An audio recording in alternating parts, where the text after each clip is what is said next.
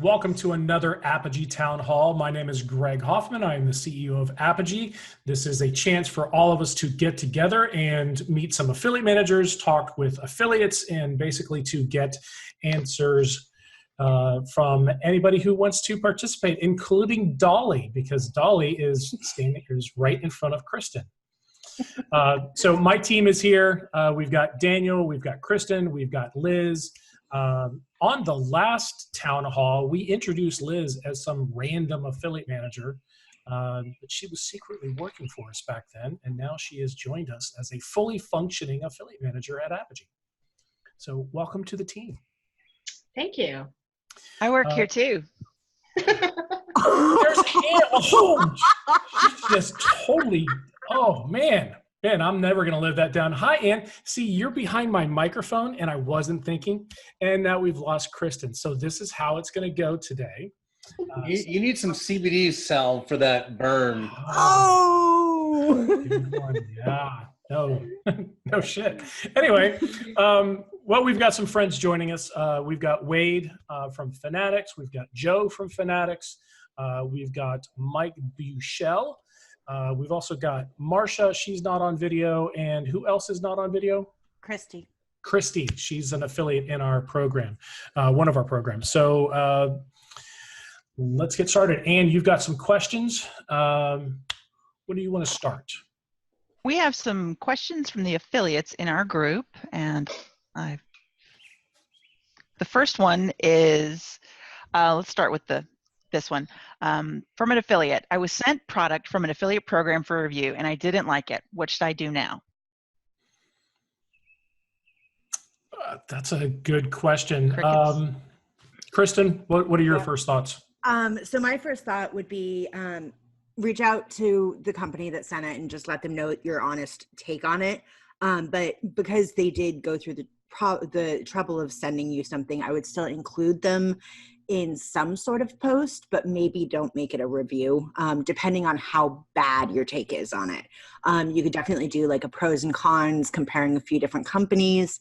You could include it in a gift guide or a roundup of sorts where you don't necessarily have to talk to like the quality of it, just, like this exists for something. Or, if you really do want, like if there are pros to it, but it really just wasn't a product for you, say, you're a wine connoisseur and you got something from a wine club that's really geared toward like newbie wine drinkers, and so it wasn't really quite up to your standards. You can speak to it in that way. Like you can put a positive spin on it for that product's intended audience, and speak to how it maybe wasn't for you, but it could be good for, newbie college kids who are just learning how to drink wine or something along those lines. I would still, give a shout out to the company because they did send you product, and coming from, somebody who works with merchants, it's pretty frustrating when you send out product and go through that trouble to get nothing in return. But definitely reach out to the company first and say, this is why I'm not going to do the full review, because it just wasn't really up to my standards. And if something's wrong, there are two ways it could be wrong. It could be wrong in that there was something wrong with the product. In that case, it's good to talk with whoever you're dealing with, let's say the affiliate manager, because they can put you in touch with or they can talk to the company for you and let the company see if they want to take care of it. Because sometimes if it's a service issue, they can fix it and give them a chance to surprise and delight you. Because that way you can speak to having an issue and then getting it fixed. And that can be a really powerful part of a review. It's fine to say this happened, but then they fixed it and they went above and beyond. And this is what they would do for any customer. That's a great for piece of content for you. On the other hand, if it's not a fit for you, it might be a fit for your audience. Like Kristen said, maybe they've sent you a product and you're a vegan and it's got animal product in it and they didn't realize, well, you probably have plenty of, unless you're a vegan blog, you probably have an audience that is not necessarily that same standards that you are. Mm-hmm. It's also a great opportunity to create new content that could potentially rank SEO wise, something that maybe doesn't fall into what you already have on your site that would be kind of a new creative niche for you. Yeah. And I've never done a negative review of product I was sent. I've always dealt with the PR person or the manager, whoever I dealt with, and they'll either say, keep it and forget it, send it back and forget it, we'll pay for shipping or whatnot. But I have seen very well done negative reviews of products that people have paid for. If you've paid for it yourself, then you can do whatever you want. Mhm. And sometimes a negative review can be helpful to the company and helpful to customers who are always out there searching X product bad review. Yep. But I don't do that if I'm sent something. I don't. Wade, do you have anything to add to that?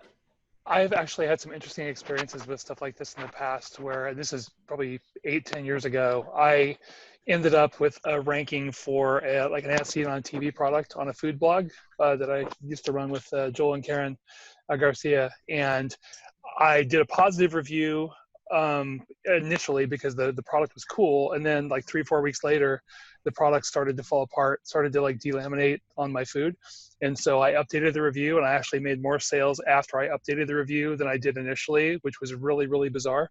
But I think sometimes the transparency and honesty can win you credibility with the audience. And so in general, I wouldn't go around slagging merchants that sent me free stuff. I totally agree with what Anne was saying in terms of getting in touch with their PR people and saying, hey, what do you want me to do with this? Because I can't really in good conscience give it a great review.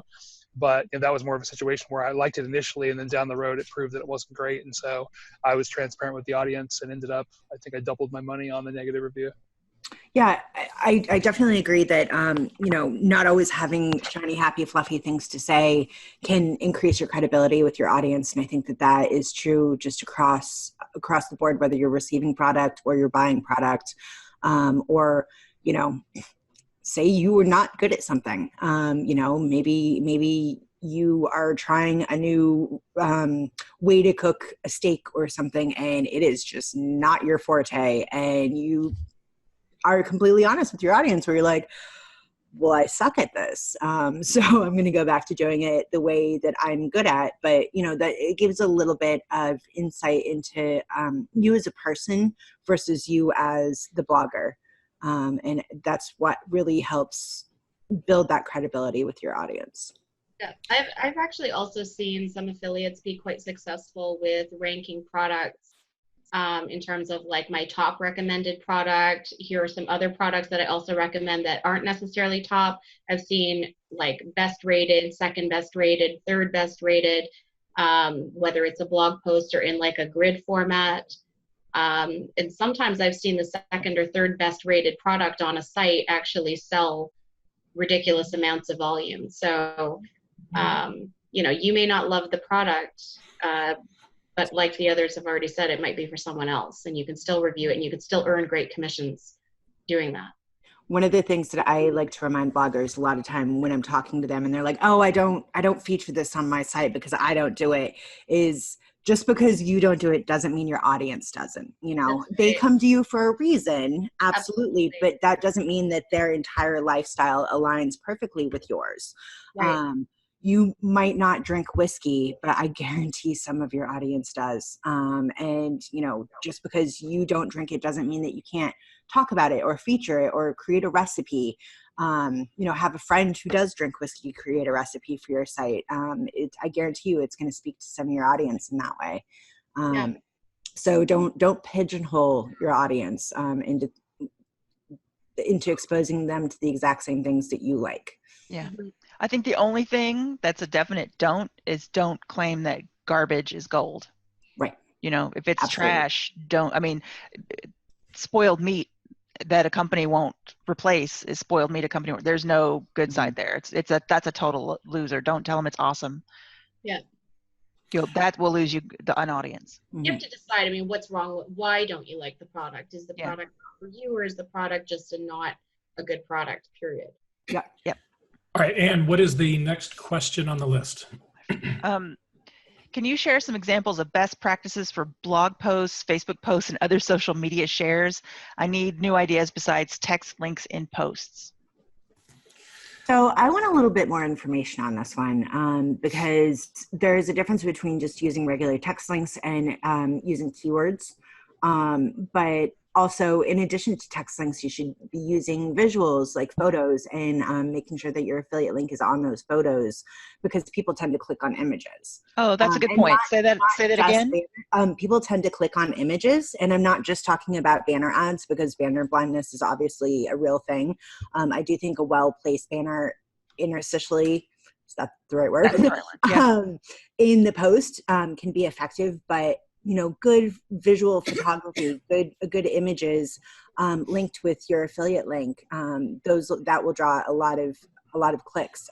So keywords, text links, call to actions, absolutely. Create a button that says, try blah blah blah, click here now or whatever, but create a strong visual call to action, and then use your images. I always recommend too that affiliates take the time to go through the merchant's website and look at their customer service policies, look at what they're featuring on their homepage, look at what is their return policy, how do they stand behind their product.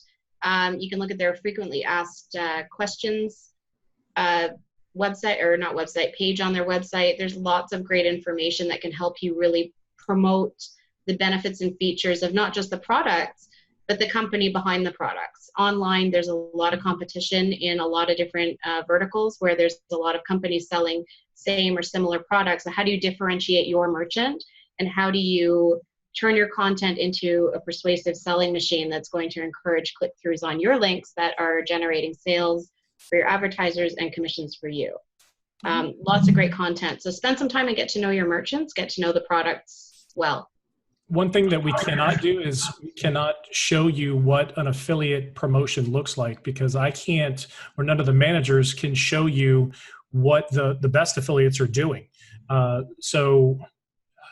We don't want to share their proprietary reviews, but the best thing you can do is find a product, a specific branded product, and type in that brand or that product, and then review in the Google and look at what pops up. See how those reviews are laid out. If it's done by a big media site, see how they laid it out. See what images they use. See what text links they use. Definitely do your research on per product, and then make it your own. Don't copy what they did. Make it where it's going to work for you.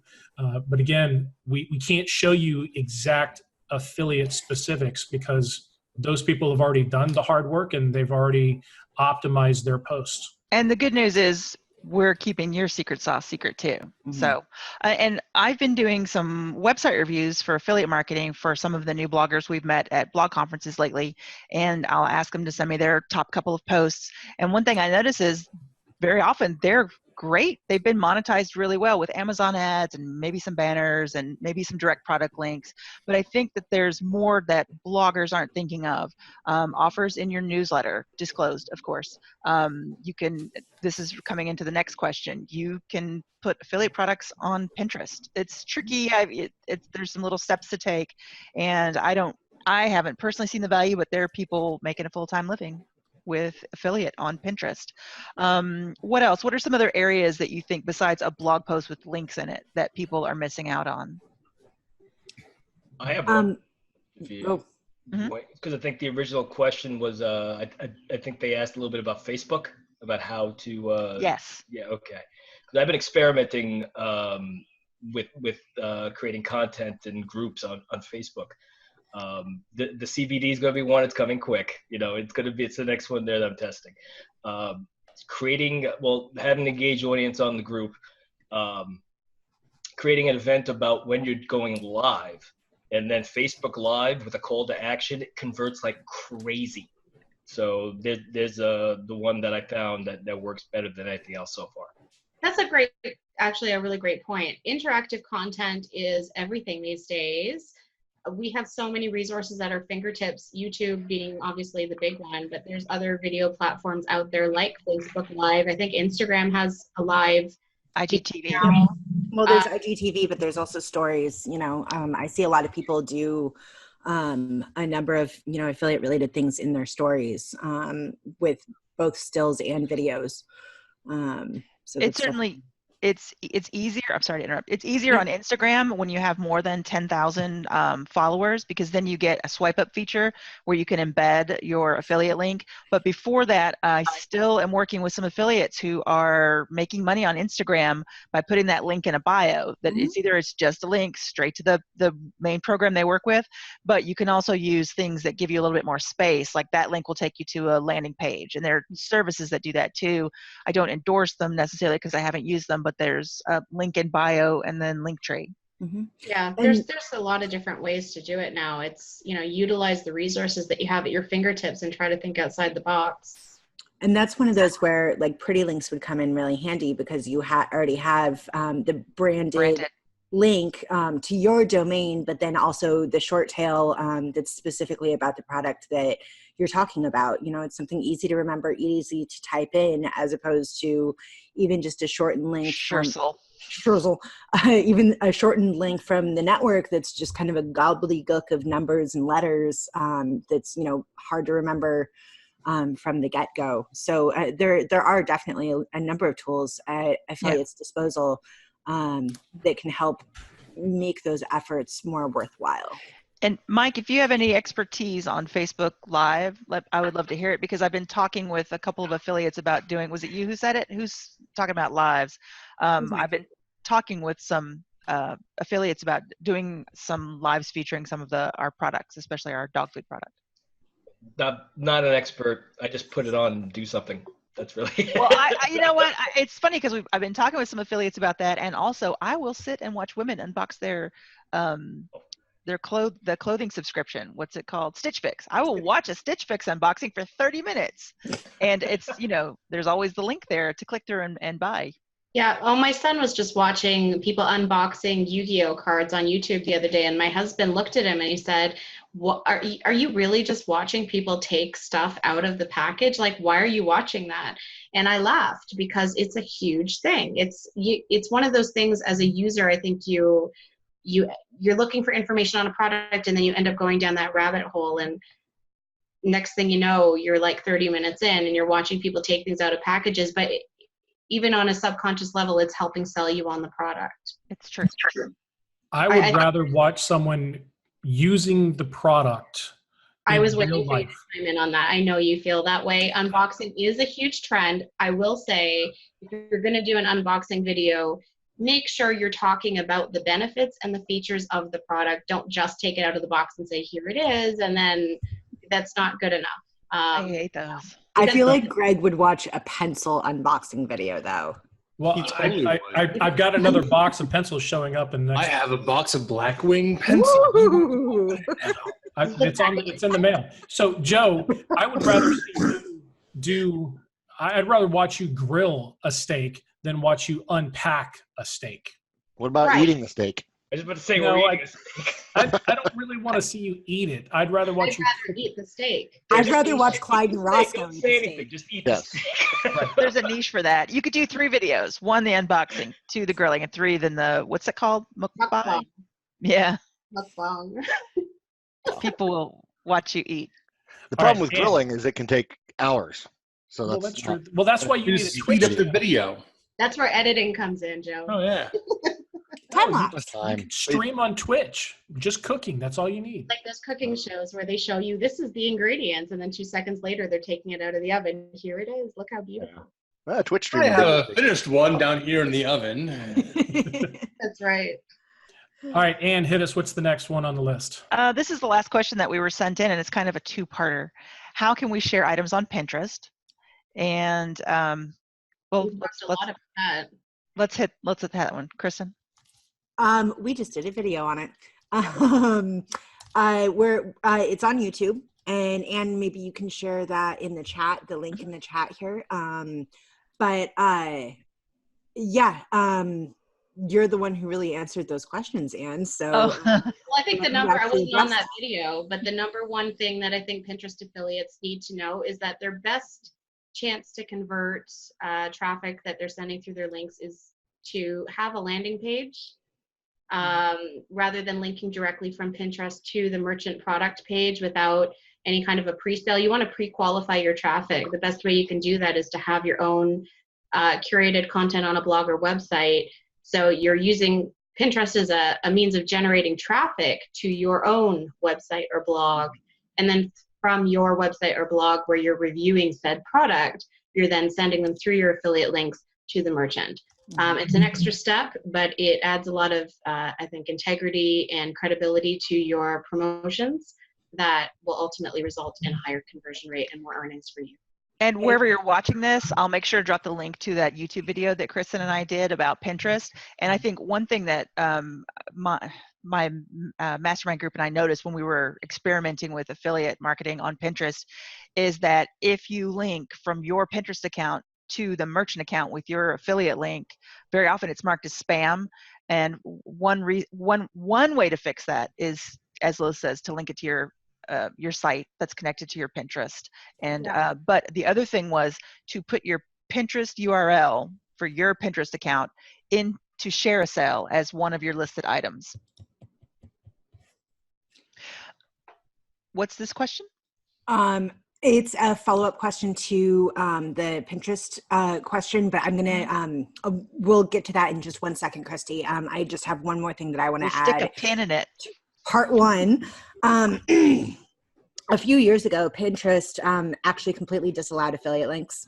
And I was blogging at the time. I was blogging about weddings, and I remember that being completely devastating to the wedding blogging community.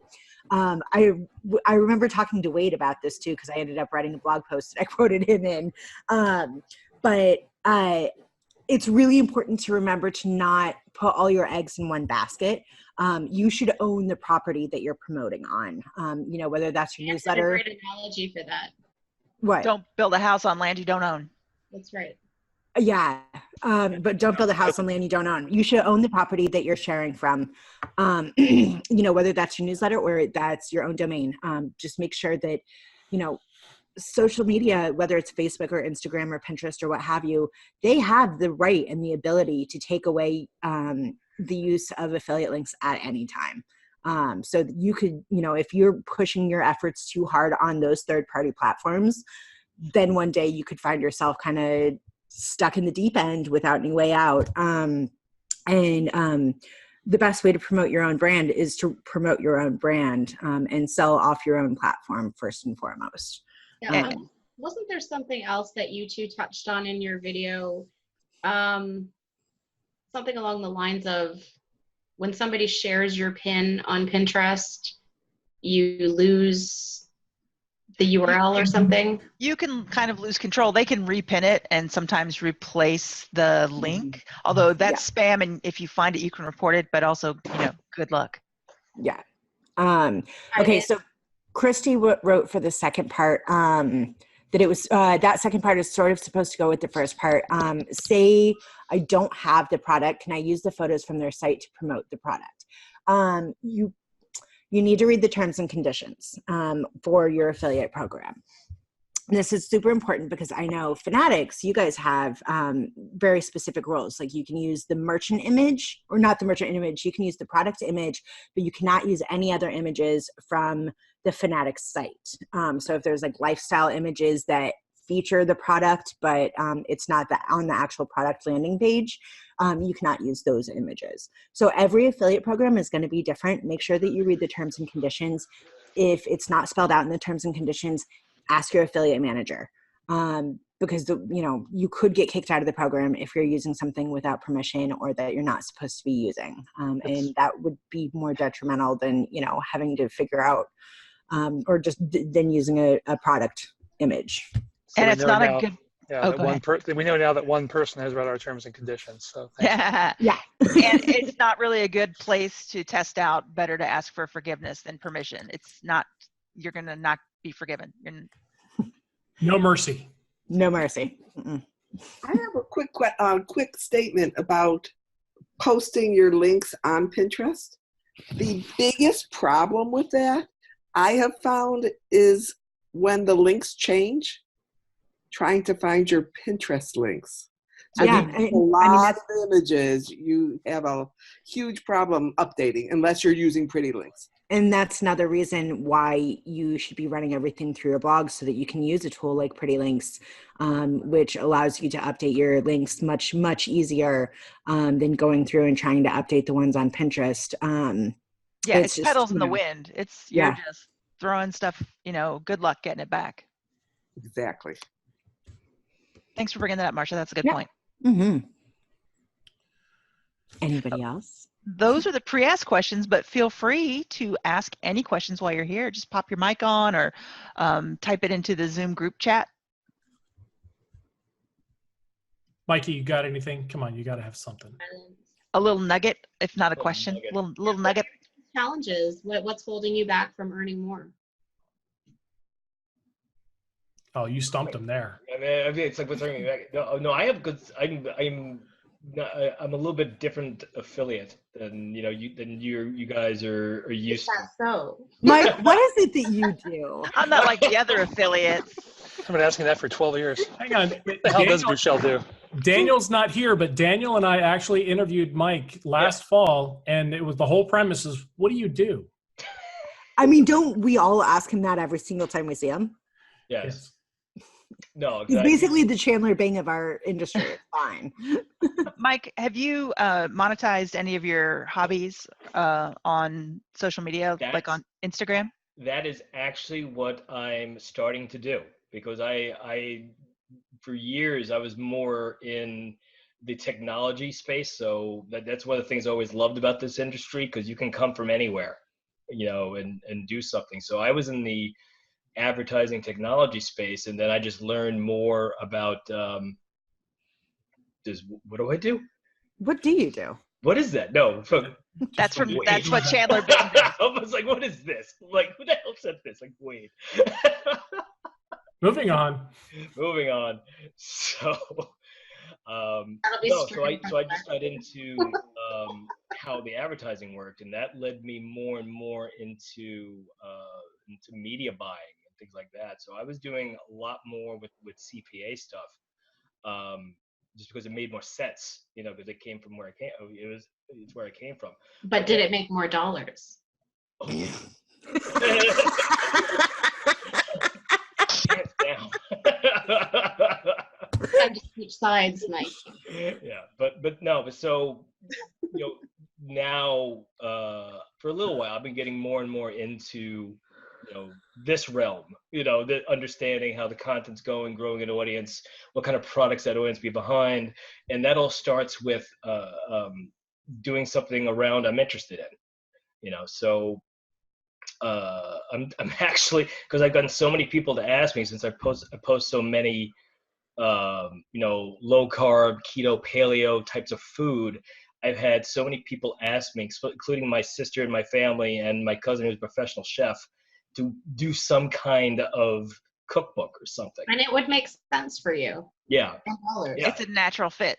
Yeah, exactly. So I'm collecting the information for that I have, and then I'm going to be monetizing that. Do what everybody else does. Monetize your joy until it is such a drudgery that you hate it, but you can't quit because do what you love until you hate your life. until all the fun is sucked out of it. There's that. There is, of course, the whole comics culture, which I have a group that I'm starting. What I had is an old page which I have on Facebook for the comics. I made it back in the day when there were pages and groups were just starting, and I was like, well, what's this group thing? I have a page, I'll keep it that. Now I'm learning about the groups and what's happening there, and I can see them converting in other niches and learning about it. So I'm switching more over there to get it into the groups and things like that. And that's the same thing. Just pick a subject that I'm interested in, and then learn how to grow it. It's a different ball game than what I'm used to, but it's something that I'm a lot. I have a lot of interest in. Duke, come here. What's going on? Duke, come here. Come here.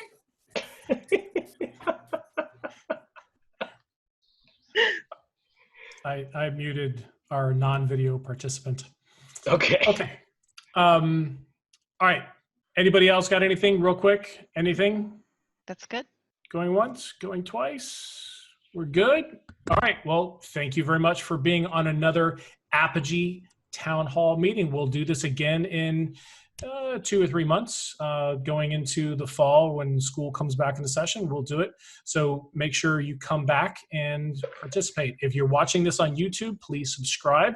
And if you've got any questions, ask right there on YouTube, because Ann is the one that's going to be answering your questions. Thank you very much, everyone.